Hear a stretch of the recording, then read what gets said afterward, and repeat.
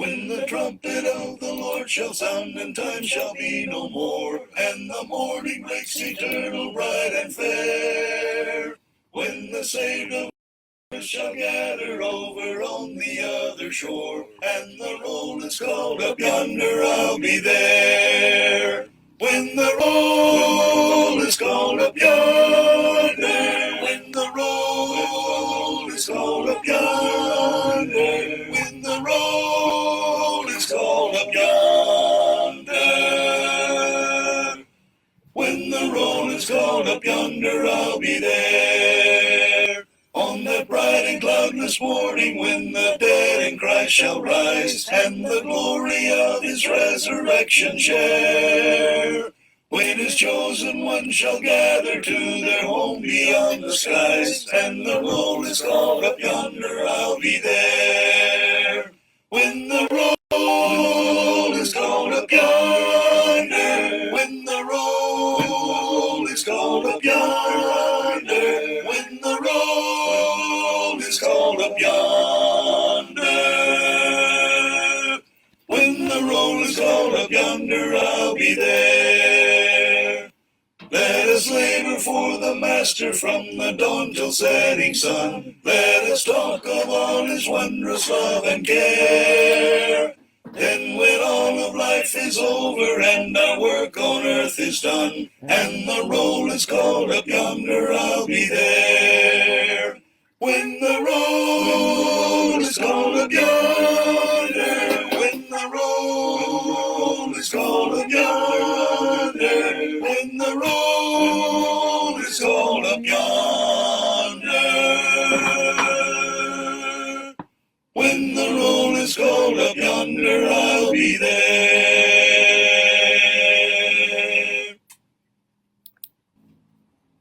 I am going over Jordan in the morning, I will rise. I am going home to glory when I greet the eastern skies. I am going over Jordan, going home forevermore. I will meet my loving Savior in the morning. I am going home, nevermore to roam.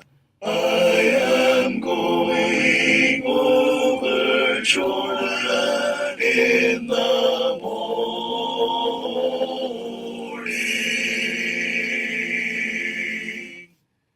I am going over Jordan in the morning, I will rise. Though the currents wild and restless overwhelm my way,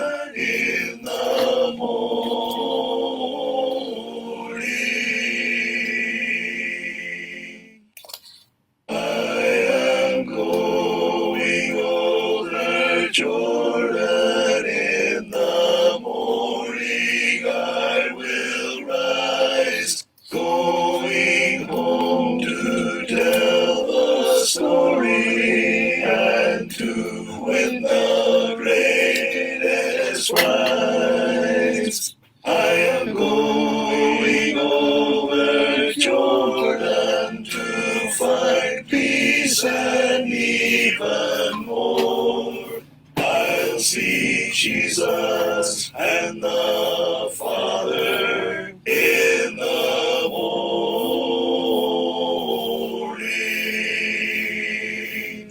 I am going home, nevermore to roam. I am going over Jordan in the morning.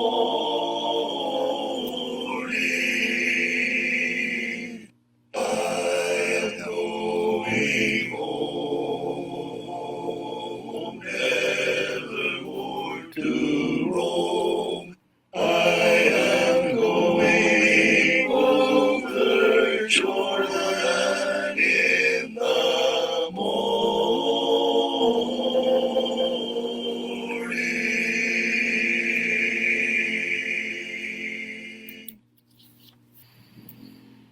Magandang gabi mga kapatid. Pumasok na advertisement.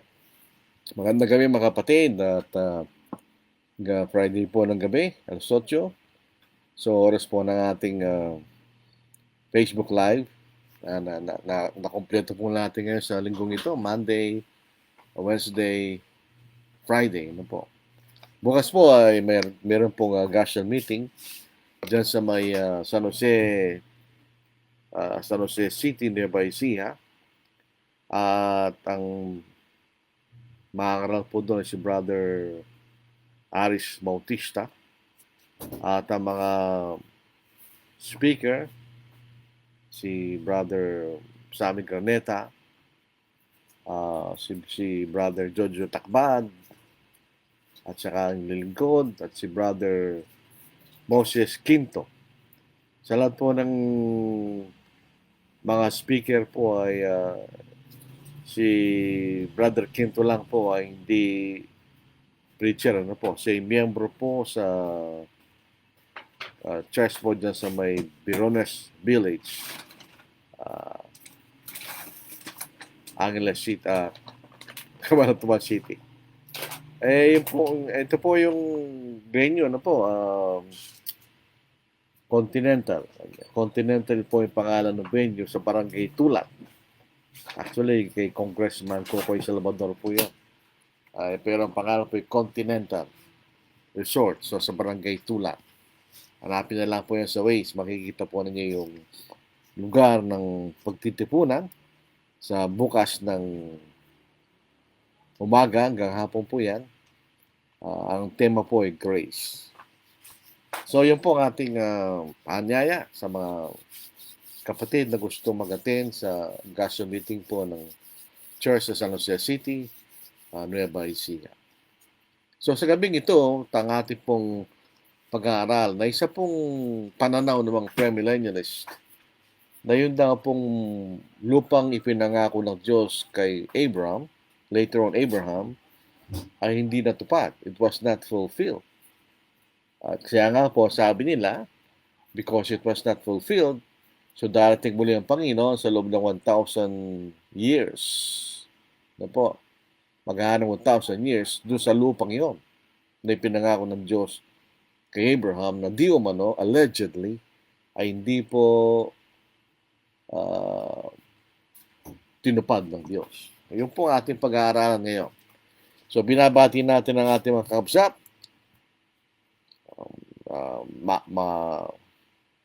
Maayong gabi na rin na alala ko. Naibagarabi kada kayo amin kakabsat. Tapos yung ating mga kaigsawana, mga Bisaya, sa Visayas at Mindanao, kahit po sa Luzon. Actually, ang dami kalat-kalat din po yan. Maayong gabi sa yung tanan, magsuon. Sa ating po mga kabugtuan sa may Waray-Waray region ng Samar at Leyte, maupay nga gabi, kabugtuan ko ang Kristo. Ito na po mga katugangan dyan sa may Bicol region. Diyos marahin na banggi sa Indugabos. Siyempre, galing po sa amin, may pabingi kiyakungan. Sa Pangasinan naman, Masanto sa Labi, at sa kayon amin. Kung kayo po sa Indonesia, salamat malam. So, yun po, punta na po tayo sa ating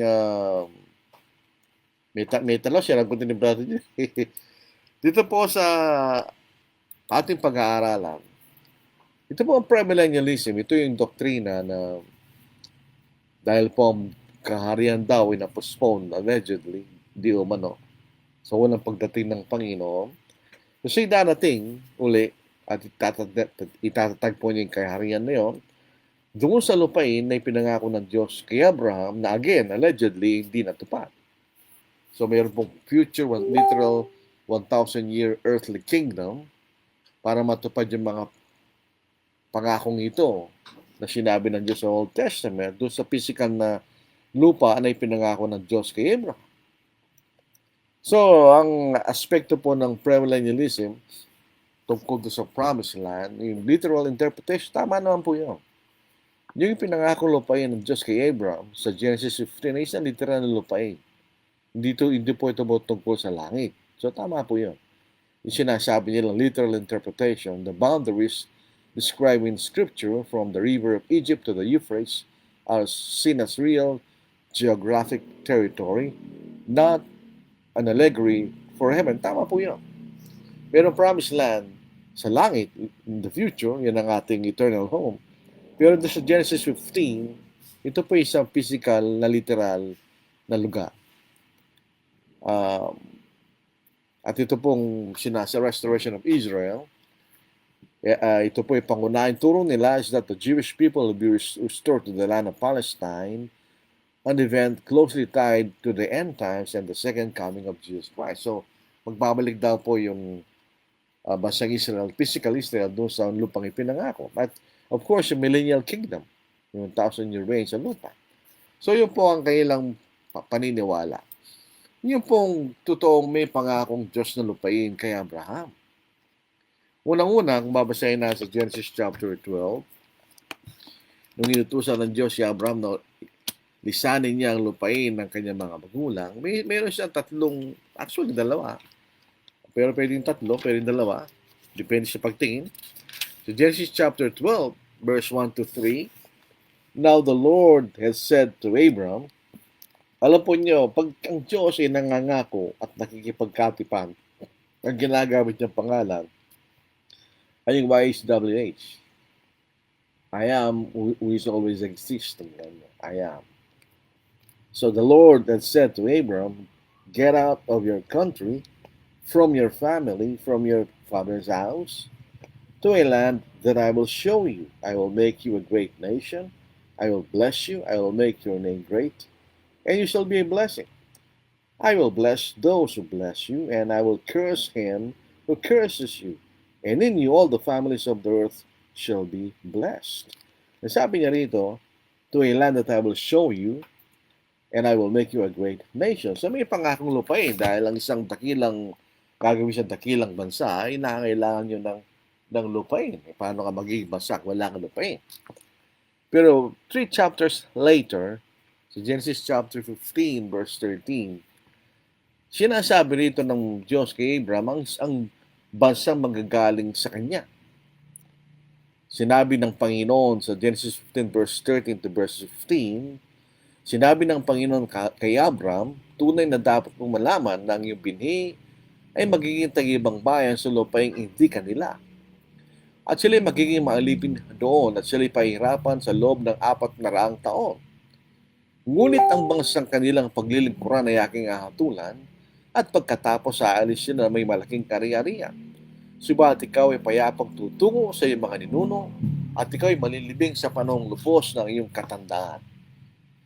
So ito yung pangako ng Diyos kay Abraham na ang kanyang bansa magagaling sa kanya ay magiging alipin sa ibang lupain. Yan ang lupain po ng Egypto. At mula sa lupain ng Egypto, sila ay dadaling sa lupang ipinangako. At yung nga po ay sa ika-18 talata. Nang araw na yon, ng Panginoon ay nakipagkatipan kay Abraham. Tingnan po natin na po. Kung pag siya'y nakikipagkatipan, ang ginagamit niya talaga ay YHWH.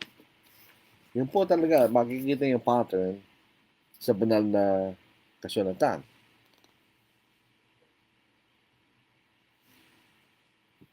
Dito po sa Tagalog, English, ano po, tama. Verse 18, on the same day, the Lord, kung papasanin niyo sa aking New King James ay L-O-R-D capital. Pag yung L-O-R-D capital, ito po yung translation ng YHWH. Pag L-O-R-D, L-O-L capital tapos O-O-R-D lowercase, yun po yung Adonai. Na ibig sabihin ng Panginoon. On the same day, the Lord made a covenant with Abraham, saying, to your descendants I have given this land, from the river of Egypt to the great river, the river Euphrates, the Kenites, the Kenizzites, the Cadmonites, the Hittites, the Perizzites, the Rephaim, the Amorites, the Canaanites, the Girgasites, and the Jebusites. So yung po boundary ng lupain mula sa river of Egypt, yun ang boundary ng Sinai at Israel, hanggang sa Euphrates River. Malapit na po sa lupain ng sa panahon ng Iraq. Yun ang boundary ng lupain na yun. Na sabi ng mga premillennialist ay hindi na po naibigay ng lubusan sa bansang Israel. Kaya hindi na po natupad yung lupang ipinangako ng Diyos kay Abraham. Okay, later on kay Abraham. So dito po sa lulundag po tayo sa panahon ni Moises. Si Moises po ang naging leader ng bansang Israel mula sa Egypto, pinalaya sa pangunan ni Moises, at sila patungo na sa lupaing pinangako. Along the way, nag-utos po si Moises na 12 tik-tik o spies sa lupain po ng ipinangakong lupain. At yung 10 ay nagbigay ng negatibong report na hindi natin kaya yung mga tao, napakalakas yan, napakalaki, ganyan. Yung dalawa, si Joshua at si Caleb, hindi kaya natin pasukan yan, ganyan. Pero naniwala ang karamihan ng bansang Israel doon sa kasinungalingan ng 10 spies. Kaya nga po yung 20 years pataas, lahat ay pinatay. Hindi siya nakapasok sa lupang pinangako. Sila po ay umikot-ikot sa Sinai ng 40 taon hanggang mamatay lahat yung 20 years old and above. At nung mangyari yun, sila handa nang pumasok sa lupain ng Canaan. Pero unfortunately, si Moises ay nagkasala po dito sa Numbers chapter 20 verse 7 hanggang verse 13. Nagsalita ang Panginoon kay Moises na sinasabi, kunin mo ang tungkod at tipunin mo ang kapulungan, ikaw at ang kapatid mong si Aaron, at magsalita kayo sa bato sa harapan nila upang magbigay ito ng kanyang tubig. Sa gayon, ka maglalabas ng tubig para sa kanila mula sa bato. Gayon ka magbibigay ng inumin para sa kapulungan at sa kailang mga hayop. At kinuha ni Moises ang tungkod sa harap ng Panginoon na gaya ng inutos na kanya. Tinipon ni na Moises at Aaron ng kapulungan sa harap ng malaking bato. At kanya sinabi sa kanila, makinig kayo ngayon, mga mapaghimagsik. Ikukuha ba namin kayo ng tubig sa malaking batong ito? Kasi ninyo, hindi sina Moises at Aaron ang magbibigay ng tubig kundi ang Diyos. Hindi sa talatang ito para baga sila magbibigay ng tubig. Itinas ni Moises ang kanyang kamay at uminom at dalawulit na inampas ng kanyang tungkod ang malaking bato at ang tubig ay lumabas na sagana at uminom ang kapulungan at ang kailang mga hayop. Sinabi ng Panginoon kina Moises at Aaron, sapagkat hindi kayo sumampalataya sa akin, upang ipakita ang aking kamahanalan sa paningin ng mga anak ni Israel, kaya't hindi nyo dadalhin ng kapulungan ito sa lupain na ibinigay sa kanila. Ito ang tubig ng Meriba, na kung saan nakipag-away ang mga anak ni Israel sa Panginoon at ipinakita niya sa kanila na siya ay banal. So nagkasala po si Moises. Ang kasalanan, disobedience.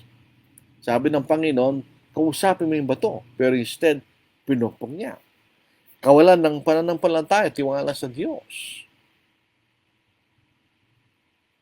Hindi yung ginawa. At siya po ay nagalit. Dahil siguro, frustrated din si Moises. Tinawag niya yung mga tao pag magsik kanya. Kayo ba'y magbibigay siya ng tubig mula sa butong ito?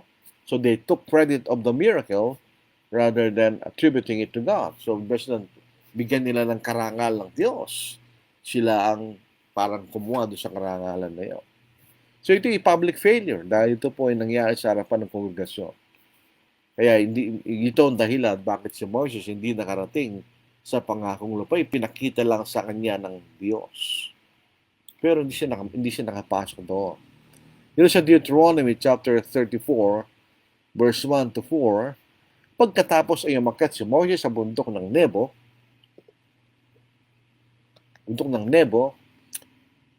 mula sa kapatagan ng Moab, sa tuluktok ng Pisga, na nasa tapat ng Jericho.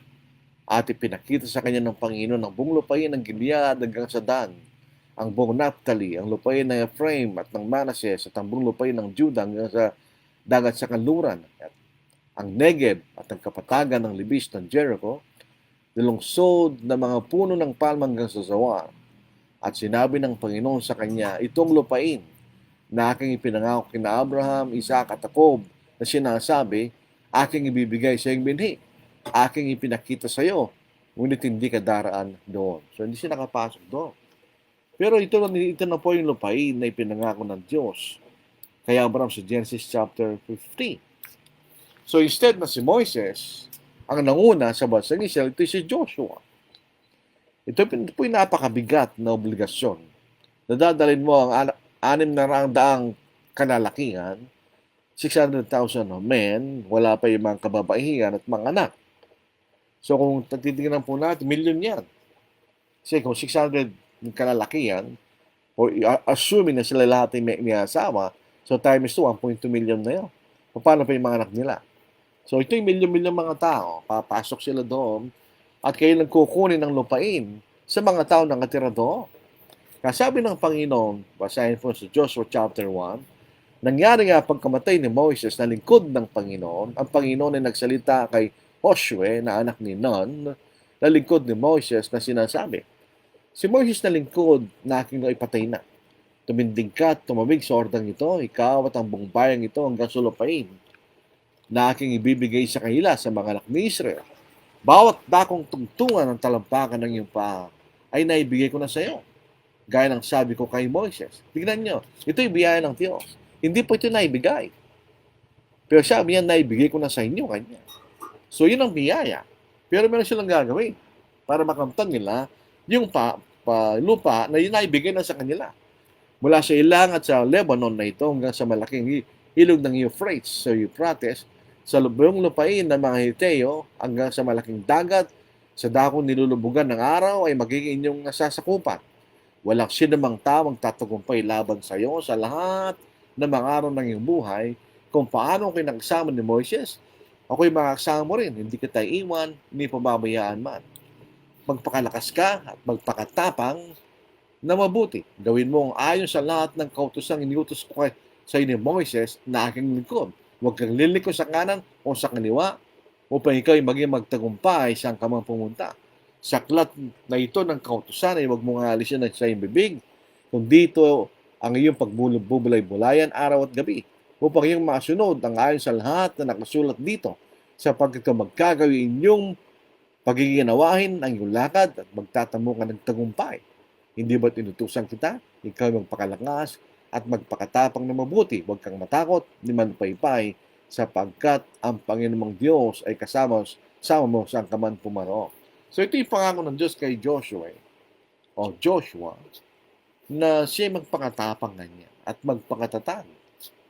At siya manguna sa milyong-milyong bayang ng Israel para makapasok sila sa lupang ipinangako. So yun ang kanyang sinabi, magpakalakas ka at magpakatapang na mabuti kanya. Yun ang kanya sinabi kay Joshua. Obviously, ito yung ginawa ni Joshua sapagkat siya nagtagumpay. Nagtagumpay siya na makuha ang lupain. Hindi natin pwedeng isalaysay ang buong aklat ng Joshua sa ikli ng ating panahon. Pero dito sa Joshua chapter 11, verse 16, hanggang dito po sa verse 23, si Joshua ay nagtagumpay. Dito pala makikita na natin na ito sinasabi ng mga premillennialist ay hindi totoo, na hindi nila nakuha yung lupain na ipinangako ng Diyos kay Abraham, kay Isaac at kay Jacob at sa bansang Israel. Sapagkat nagtagumpay si Joshua o si Joshua.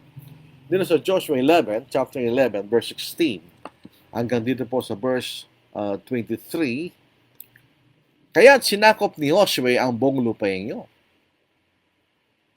So dito, sinakop ni Joshua ang buong lupain niyo. Ang lupaing maburol, ang buong Negev, ang buong lupain ng Goshen, ang mababang lupain ng Araba, at ang lupaing maburol ng Israel, at ang mababang lupain niyo mula sa bundok na Ahalat na paahon sa Seir hanggang sa Baal-Gad sa libis ng Lebanon, sa ibaba ng bundok Hermon, at kinuha niya ang lahat ng kailang mga hari at kanyang pinatay sila. Si Joshua ay matagal na panahon nakipagdigmaan sa lahat ng mga haring iyon. Walang bayang nakipagpayapaan sa mga ni Israel, maliban sa mga Ibeo na taga-Gibeon, kailang kinuwang lahat sa pagkikipaglaban. Ito ang sinasabi sa atin. Sapagkat pinagmatigas ng Panginoon ang kailang puso upang pumaroon laban sa Israel sa pagkikipaglaban upang kailang mapuksa silang labos at huwag sila magtamo ng biyaya kundi kanya mapuksa sila gaya ng inutos ng Panginoon kay Moises. Nang panong yun, dumating si Joshua at pinuksa mga Anakim mula sa lupay maburol, Hebron, Debir, Anab, at ang buong lupay maburol ng Huda, at sa buong lupay maburol ng Israel. Pinuksa silang lubos ni Joshua pati ang kailang mga bayan. Walang naiwan sa mga Anakim sa lupain ng mga anak ni Israel, tanging sa Gaza, Gat, at sa Asdod lamang siya nag-iwan ng ilan. Kaya't sinakop ni Joshua ang buong lupain ayon sa lahat ng sinabi ng Panginoon kay Moises at ibinigay nito ni Joshua bilang pamana sa Israel ayon sa kailang pagkabahagi ayon sa kailang mga lipi at ang lupain ay nagpahinga sa pagkikipagdigma. So ibig sabihin, in other words, ang lupain po ay nakuha pinagdagumpayan ni Joshua sa pamamagitan ng pagkikipagdigma hanggang sa panahon na nakuha nilang buong lupain. So dito po makikita natin si Joshua nagtagumpay na makuha niya ang buong lupain. So in other words, natupad ng Diyos ang pangako niya sa bansang Israel. Maliwanag po yan, mga kapatid. Kaya po nung si Joshua po ay malapit ng mamatay, sabi nga po nito sa verse 14 hanggang verse 16, at ngayon, sa araw na ito ay malapit na akong umayo sa lakad ng buong lupa at nalalaman ninyo sa inyong mga puso at kaluluwa na walang bagay na nagkulang sa lahat ng mga mabuting bagay na ipinangako ng Panginoon ng Diyos tungkol sa inyo. Lahat ay nangyari sa inyo. Wala kahit isang bagay na nagkulang. Kaya't kung paanong lahat ng mga mabuting bagay na ipinangako ng Panginoon ng Diyos ay nangyari sa inyo, ay ganito din dadalhin ng Panginoon sa inyo ang lahat ng masasamang bagay hanggang sa kayo mapuksaan niya dito sa mabuting lupain na ibinigay sa inyo ng Panginoon yung Diyos. Kaya kapag sinuway ninyo ang tipan ng Panginoon yung Diyos na kanyang inutos sa inyo at tumayo at naglingkod sa ibang mga Diyos at sumukod sa mga iyon, ang galit ng Panginoon ay mag-iinit laban sa inyo at kayo kaagad na mapupuksan sa mabuting lupain na kanyang ibinigay sa inyo. So yun po ay babala ni Joshua sa bansang Israel. Later on, down the line sa kailang kasaysayan, yan mismo ginawa nila. Sila sumamba sa ibang mga Diyos-Diyosan at sumukod sa mga iyo. Kaya makikita natin, inalis sa kanilang lupain. At dito po sa Joshua 21 verse 45, wala ni isa sa lahat na mabubuting pangako na ginawa ng Panginoon sa bayan ng Israel, hanggang hindi natupad, lahat ay nangyari. Ito po ay simpleng malinaw na salita. Paano natin masasabi na hindi na natupad ng Diyos ang pangako niya kay Abraham, later on Abraham, yung lupaing sinabi niya sa Genesis chapter 15. Yung buong lupain na yon ay nasakop ng bansang Israel sa pamamagitan ng pakikipagkadigma. So ito pong allegation ng mga premillennialist na yung lupang pangako ay hindi na ibigay ay wala pong katotohanan yun. Sa modernong pananalita, fake news. Fake news yun. Hindi totoo. Ngayon, mapapatunayan pa rin natin yan. Lulundag po tayo sa panahon ni David, na pangalawang hari ng bansang Israel. Sa panahon ni David, sa 2 Samuel, chapter 8, verse 1 to verse 3, nakipagdigma si David. Siya po ay taong digma, ni man of war, sabi nga ng Diyos. Kaya hindi siya nagtayo ng templo, kundi si Solomon, dahil wala siyang panahon. So, dahil sa kanyang pagkikipagdigma. Sa 2 Samuel chapter 8, verse 1 hanggang verse 3, ito ang ating mababasa. Pagkatapos nito, nilupig ni David ang mga Filisteo at pinasuko sila. At kinuha ni David ang Metegama mula sa kamay ng mga Filisteo. Nilupig din niya ang Moab at kanyang pinahiga sila sa lupa at sinukat sila sa pamamagitan ng isang tali. Bawat dalawang sukat ng tali ay pinapatay at isang sukat para sa ililigtas. At ang mga Moabita ay naging mga lipin David ang dagdalan ng mga buwis. Nilupig din ni David si Hadadezer na anak ni Rehob na hari ng Soba hanggang siya ay mahayo pang ibalik ang kanyang kapangyarihan sa ilog Euphrates. Ito po ay mahalagang pangungus upang ibalik ang kanyang kapangyarihan. So in other words, sa panahon ni David, may sinakop ni Hadadezer ang kapangyarihan sa ilog Euphrates. Pero siya tinalo ni David at ibinalik ang kanyang kapangyarihan sa ilog Euphrates. So, kung ibinalik ang kapangyarihan, dati na siyang may kapangyarihan sa ilog ng Euphrates, di ba? So, dati na nagsakop yun. Kaya lang nasakop ni Hadadezer, kaya ito'y nilupig ng David at muling nasakop ang kapangyarihan sa ilog Euphrates. Hindi ko makita po natin. Sa panahon din ni Solomon, sa 1 Kings chapter 4 verse 21, si Solomon ay naghari sa lahat ng mga kaharian mula sa ilog Euphrates hanggang sa lupain ng mga Filisteo at hanggang sa hangganan ng Ehipto. Yung hangganan ng Ehipto, yan ang ilog ng Ehipto. Yun ang southern border ng kaharian. At mula po sa northeast na boundary, yan ang ilog Euphrates. Ito ang lupain ipinako ng Diyos kay Abraham.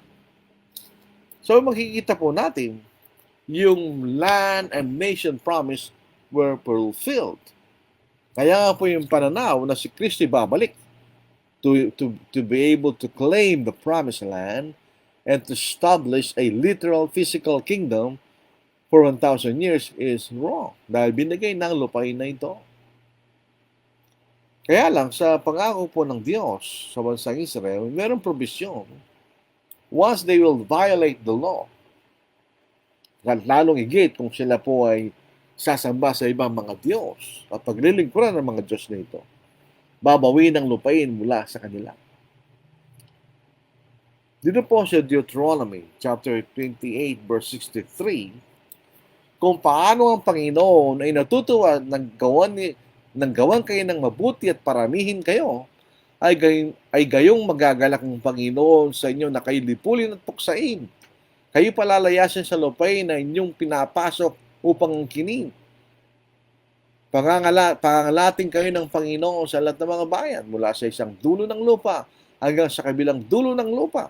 At dito'y maglilingkod kayo sa ibang mga Diyos na yari sa kawin at bato na hindi nyo kilala niyang inyong mga ninuno kanya. Pagka sila'y lumabag doon sa kalooban ng Diyos.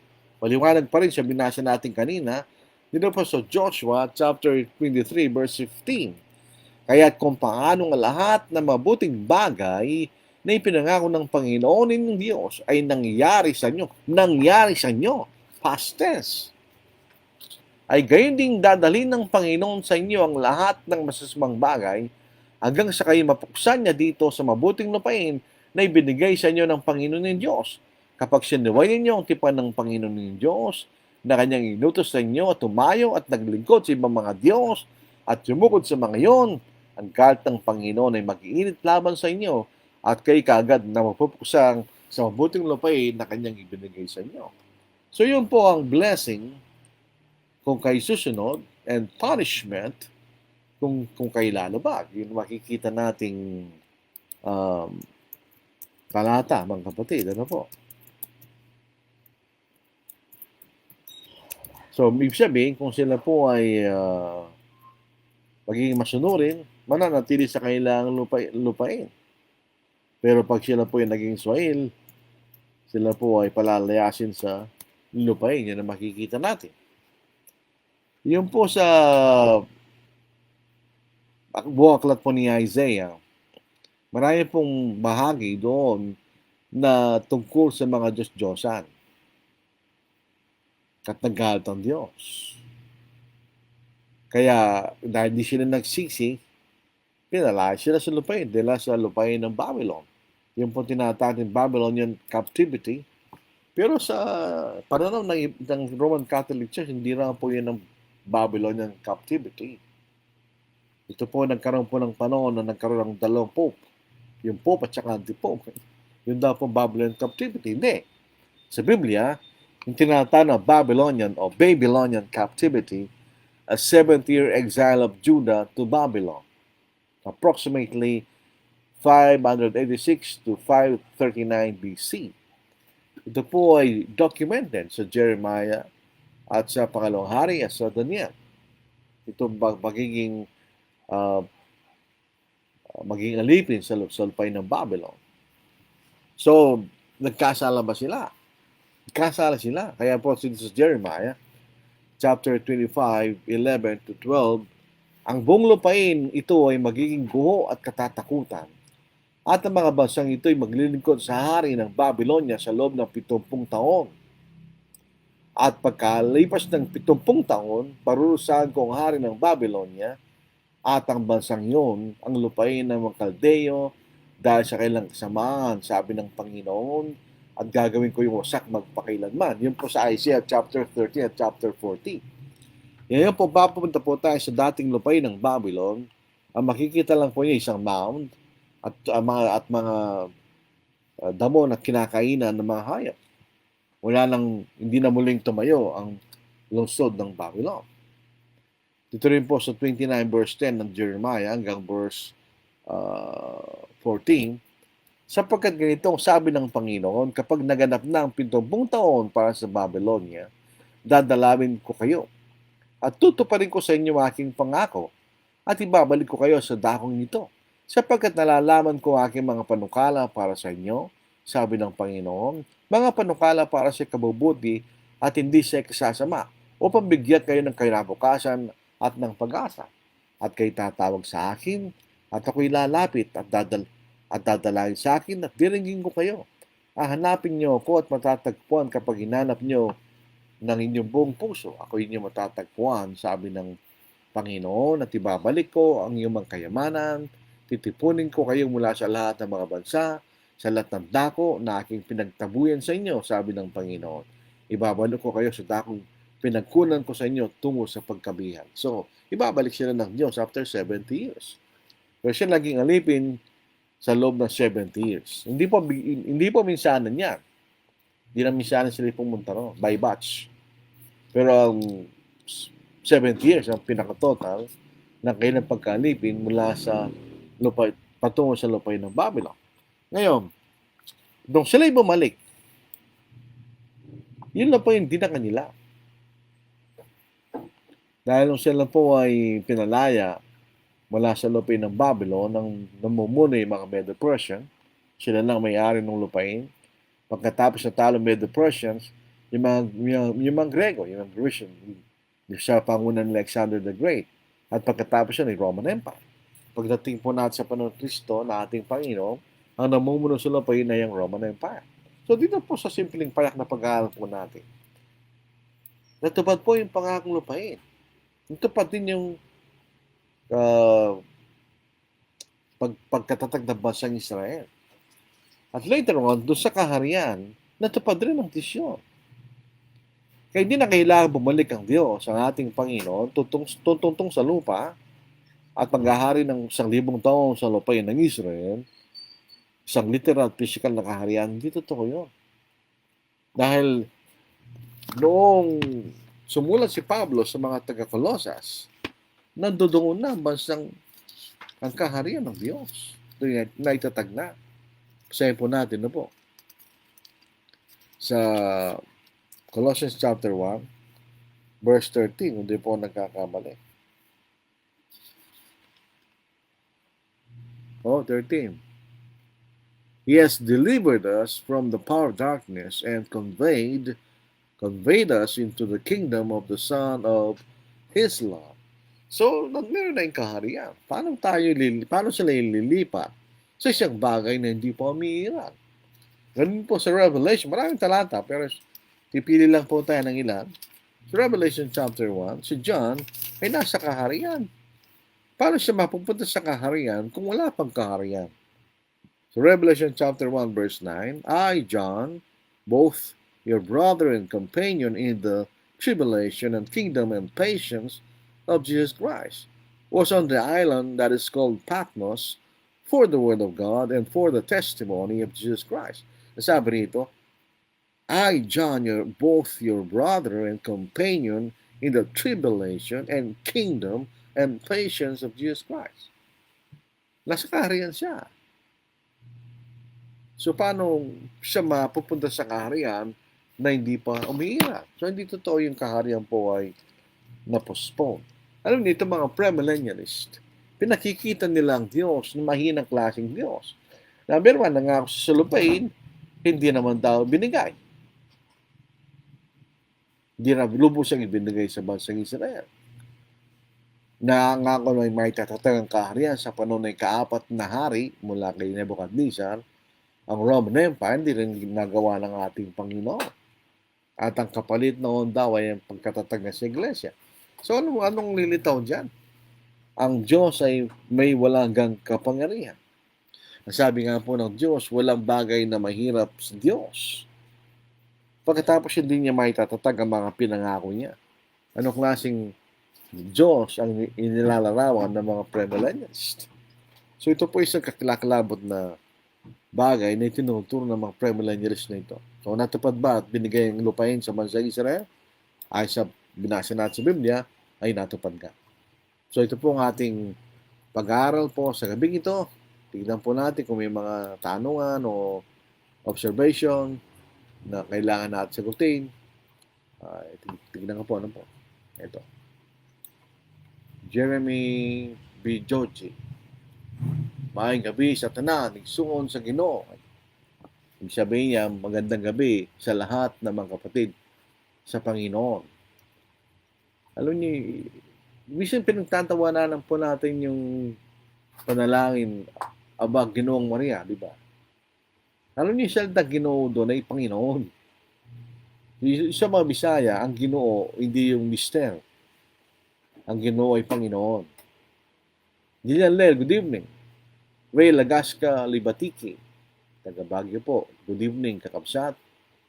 Agosto 12, good evening po sa lahat. John Bautista, good evening. Pangutana, bakit po tinawag na ang Mindanao the Land of Promise? Kasi, ang potential po ng Mindanao ay malaki.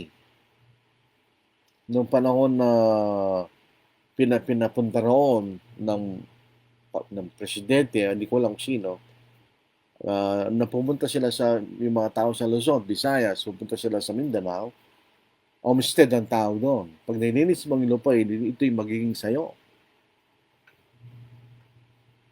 Dahil sabi niya maraming potensyal, matabang lupa, maraming tubig, etc. Kaya tinawag na Land of Promise niya. Kaya hindi nila sasabihin yun, bakit sila pupunta? Para may ilaraw ng isang lupain na maraming potensyal sa pangunlad ng kabuhayan ng tao.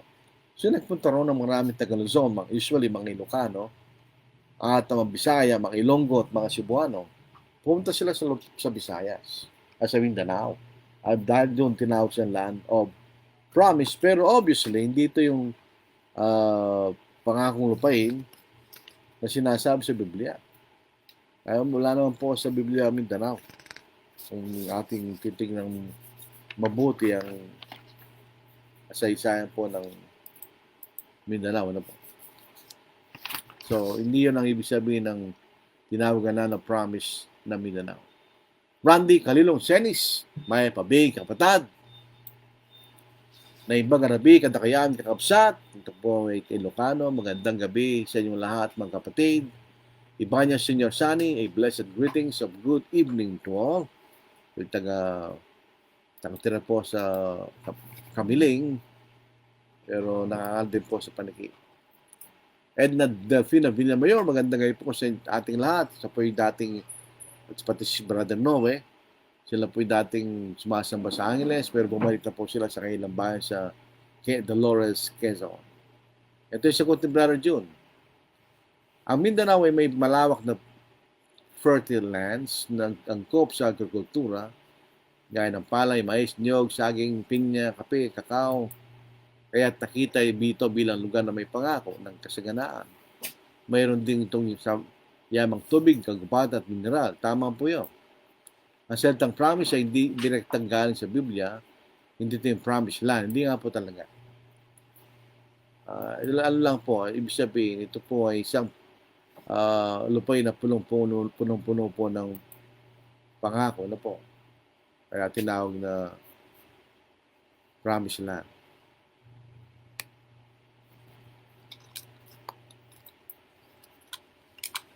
Nagigod po itong maps. Pero hindi po ito yung promised land sa Biblia. Dito lang ang lali. Good evening po sa lahat. Hindi po nakapasok si Moises sa promised land. Maliligtas po ba siya sa pagdating ng Panginoon? Most probably. Hindi natin masasagot dyan. Pero ang nakakatiyak na ay ang Diyos.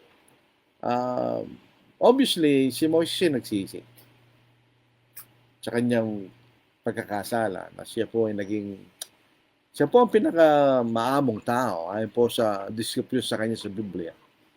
Pero siguro dahil sa katigasan ng ulo ng bansang Israel, napundi si Moises, kaya nagawa niya yon. Kaya nagkasala pa rin siya dahil hindi sila sumunod sa Diyos. So, dito, ang din na pagsunod ay nangahulugan na hindi sila nakapasok sa lupang ipinangako. Pero din nangahulugan, hindi sila maniligtas.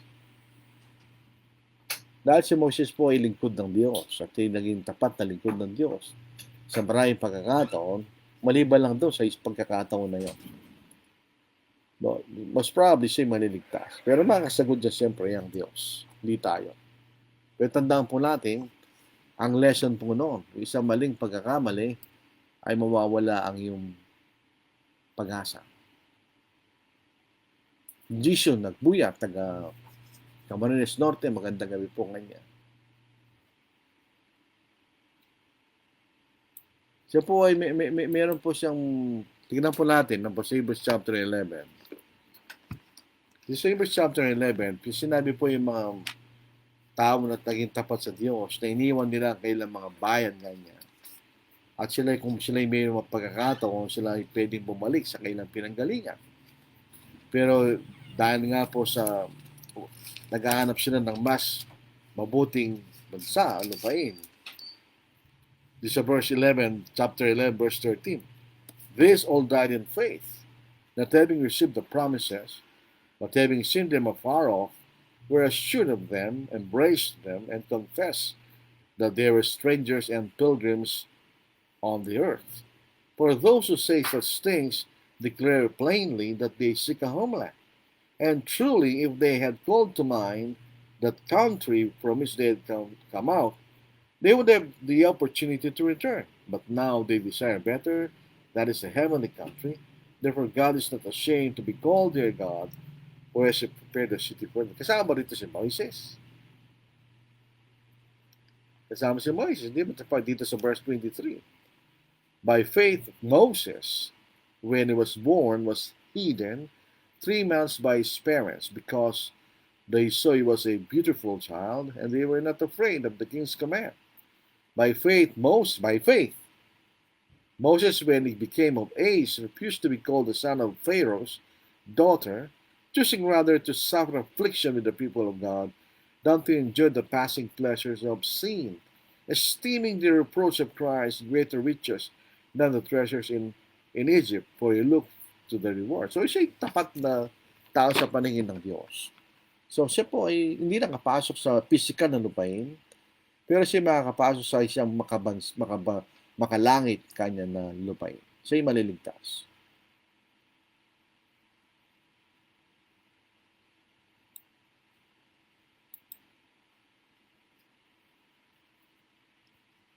Most probably po yung Cush at saka yung pong lupain ng Cush, yan ang Ethiopia noon. Kung titignan po natin. Yung Ethiopia ngayon, iba yung Ethiopia noon. So, yun ang lupain ng Cush kanya. So, siya po yung tumipunta lang sila sa Midian. So, dati sila Ethiopian, galing sila sa land of Cush. Pumunta sila sa Midian. Kaya sila tinawag na Midianite. Para bagang kung ikaw ay isang Pilipino, tapos nag-migrate sa US, at ikaw naging American citizen, kita tawagin na American. Bagamat ikaw Pilipino, pinanggalingan mo, ang tatawag siya Filipino-American. So sila po yung Ethiopian Midianite. Yun ang explanation po doon. Pumunta lang sila doon. Ang distansya po na hindi naman siguro, hindi may kalayuan din, pero pwede sila pumunta at maglakbay doon, patungo sa lupain na yun. So yun lang po ang masasagot po natin sa tanong ni Brother Augusto 12. Solidad, Ugali, Banaw, taga Ilocos Sur. Good evening, brother. Dinig ko po si President Marcos, yung lolo, father side ko po ay padala sa Mindanao. Probably po kasi yung tinatawag na homestead noon. Pag sa homestead, pag nililis mo yung lupa, magiging sa iyon siguro pinanggalingan nung lahat ng kagulo sa Mindanao. Most probably dahil kaso naman nung pumunta yung mga tao doon ano naman po ibig sabihin na hindi naman malinis yun.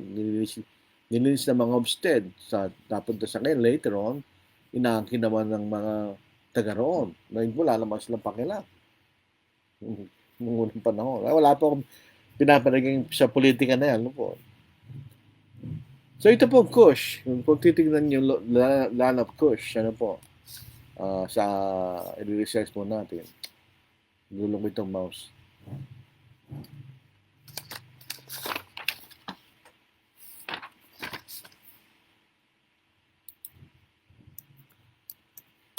Madali na pa mag-research yan. Kahit yan yung po ay Kush. Kanya rito. Ito sagot. Ano po? Cush or Cush refers primarily to a biblical figure, the eldest son of Ham and grandson of Noah, who is associated with the ancient Nubian kingdom located south of Egypt. The term also represents a region in the Old Testament, often synonymous with the ancient Ethiopia or Sudan. Additionally, it can refer to a modern, wala na yun, Kush, kanya makikita natin dito. So, pwede sila sabing Ethiopian. Kaya nga po Ethiopian woman kanya. O kaya napunta sila sa Midian, kaya tinawag silang Midianite, yung makikita natin.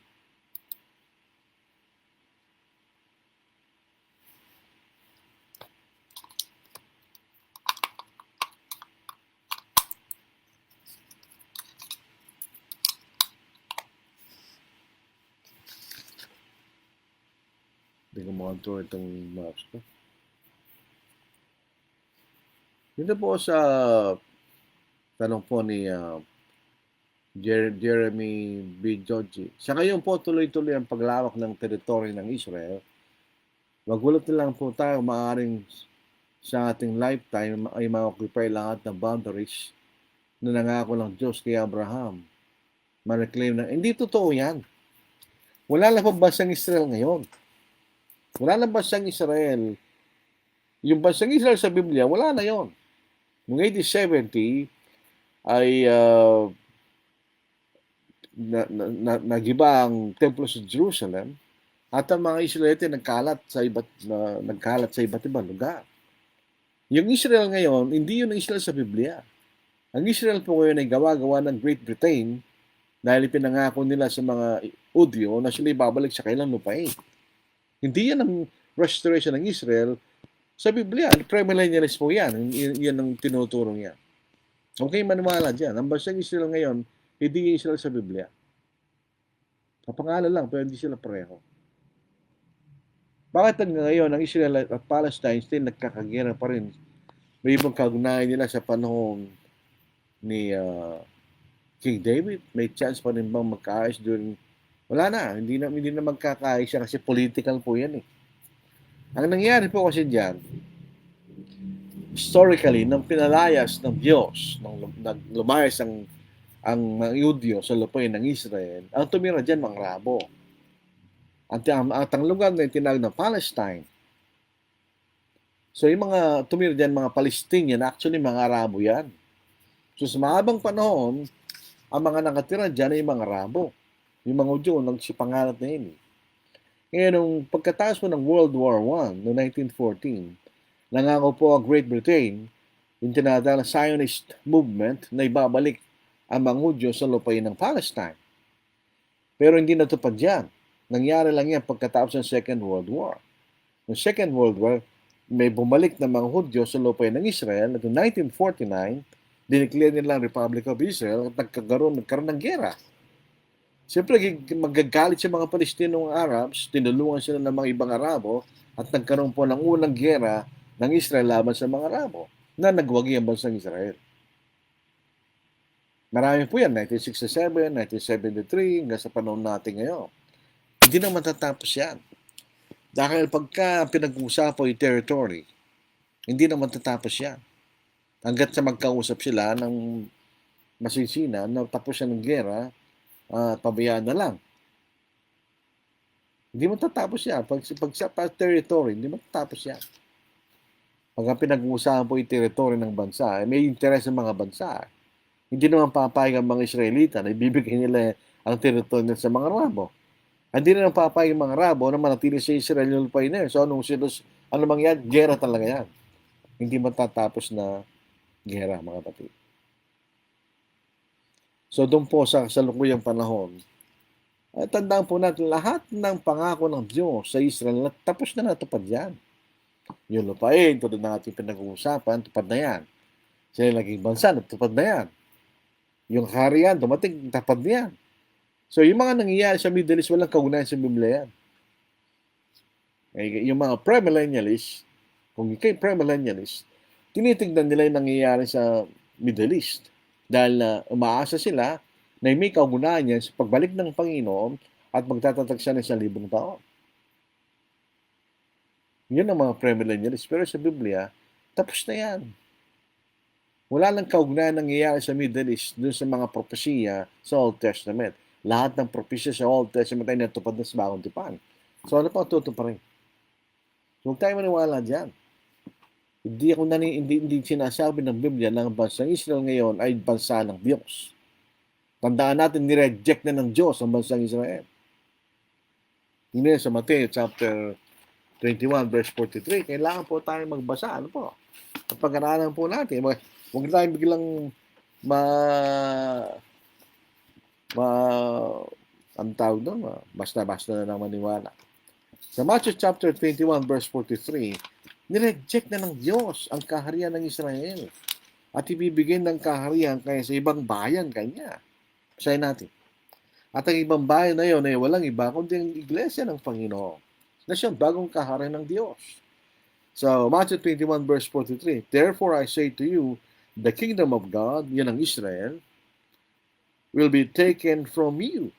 Sino ang kausap niya? Mga Israelites. And given to a nation bearing the fruits of it. Ano yung bagong kaharian? Ang iglesia ng Panginoon. Meron pa ba mga Hudyo ngayon? Yung mga talagang Hudyo, wala na. Yung mga Hudyo, hindi natin na kung Hudyo yun.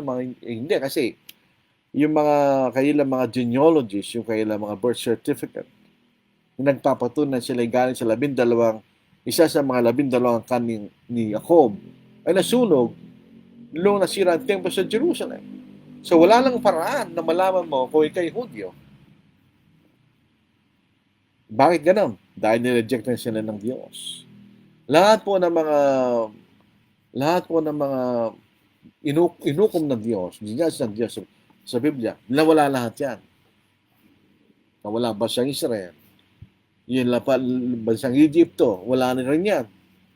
Yung mga Egyptian ngayon, hindi naman mga Egyptian yan sa Old Testament, mga Arabo yan ngayon eh. Yung Rome, yung mga Romano, nawala rin. Hindi na natin sila makita kung saan sila napunta. Sa lahat ng inatulan ng Diyos sa Biblia, nawala lahat yan. Kaya bansang Israel, nang say, hatulan ng Diyos noong AD 70, nawala rin sila. So, yung bansang Israel ngayon, ay hindi ang bansang Israel sa Biblia. Si Brother Augusto 12, pangutana, yung ba mga Philistines po ba ngayon, mga Philistines? Hindi. Yung mga Philistines sa Old Testament, wala na rin sila lahat. Ang lahat na nakatira sa Middle East, maliban lang po sa Israel, sa Turkey, at saka Iran, lahat na mga Arabo. Yung Egypt, Syria, Jordan, Lebanon, Saudi Arabia, Qatar, Bahrain, United Arab Emirates, yung mga Arabo yan. Ang hindi Arabo yan, mga Turkey, sapagkat sila Turks. At sa mga Iranian, mga Parsis, hindi rin mga Arabo yan. Mga Muslim sila, pero hindi sila Arabo. Pero sa Middle East, majority niya mga Arabo yan. So, yung mga Philistines, wala na rin yan. Magkawig lang yung Philistines sa mga Palestinian, pero yung mga Palestinian, yung mga Arabo yan. They are Arabs. Palestinian Arabs yan yan. So, yung mga Syrian, mga Jordan, mga Lebanese, mga Arabo, Palestinian, nakalimutan natin, Egyptian, Arabo lahat yan. Pare-pareho ang salita nila, Arabian. Pare-pareho ang religions, Islam. So, yung mga taong nandiyan noon, yung mga Syrian sa Old Testament, hindi yung mga Syrian ngayon. Yung mga Syrian ngayon, mga Arabo rin yan. Wala na lahat yung mga tao yan. So, na nakatira sa Old Testament. Kung meron man, konti-konti na lang yan. Hindi na sila bansa. Huwag tayong malito na po. Si Brother John, ang Philistines sa Biblia ay sinaunang Aegean people na nawala na sa kasaysayan. Totoo po yan, wala na sila. Ang mga Palestinian po ay mga Arabo. So, tandaan natin, lahat ng mga tao sa alos sa biblical times, alos lahat yan, wala na yan. Yung mga modernong tao, iba na. Iba na. Sana po nakatulong. Sabi ni Brother John, ang mga Palestinians sa Biblia ay sinaunang Aegean people na nawala lang sa kasaysayan. Ang Palestinians ay Arab people na nabuo bilang ng bansa, magkawig ang pangalan pero magkaiwig. Hindi sila pareho. Parang Palestine, magka-sound, pero hindi pareho. Sylvia Squadra, good evening po Brad at sa lahat. Good evening din sister Squadra. Minsan sa ating mga preacher, maganda rin nagbabasa tayo ng mga informasyon sapagkat nakatulong po yan sa ating pangangaral. Tandaan po natin yan. Pag tayo po ay well-informed, automatic yan sasagutin mo na eh. Hindi ka kailangan mag-research sa internet. So, pag well-informed, magbasa ka, automatic yan. Alam mo na yung sagot kasi pinag-aaralan mo. Yun ang kahalagaan na palagi tayo nag-aaral. Yung mga informasyon na may kaugnayan sa Biblia, magandang pag-aaralan din yan. Para pag may nagtanong sa atin, alam natin yung sagot. Importante yan bilang isang mga di ba? So maraming salamat po sa inyong mga katanungan at maraming salamat po sa inyong panahon, mga kapatid. Ito na po ang ating awit. I am thinking today of that beautiful land I shall reach when the sun goeth down. When through wonderful grace by my Savior I stand, will there be any stars in my crown? Will there be any stars in my crown when at evening the sun goeth down? When I wake with the blessed in the mansions of rest, will there be any stars in my crown? In the strength of the Lord, let me labor and pray. Let me watch as a winner of souls, that bright stars may be mine in the glorious day when His praise like the sea billows rolls. Will there be any stars in my crown when at evening the sun goeth down? When I wake with the blessed in the mansions of rest, will there be any stars in my crown? Oh, what joy it will be when His face I behold, living gems at His feet to lay down. It was sweet and my bliss in the city of gold. Should there be any stars in my crown? Will there be any stars in my crown? When at evening the sun goeth down. When I wake with the blessed in the mansions of rest, will there be any stars in my crown?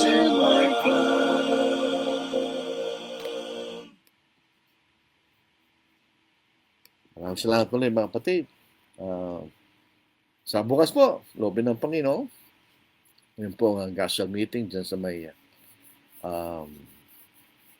San Jose City, Nueva Ecija, sa Continental, sa may Barangay Tupat, na malapit po sa Barangay Tabulak.